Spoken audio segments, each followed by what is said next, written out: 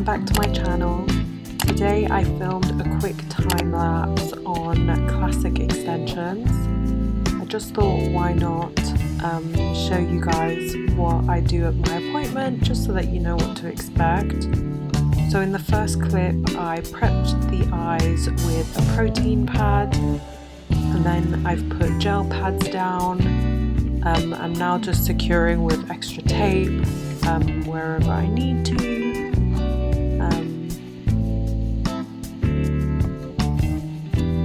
I'm just making markings of where the actual eyeball is,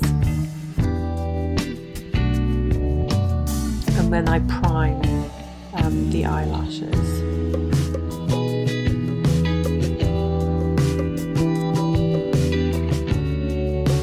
Just taping back the eyelid slightly.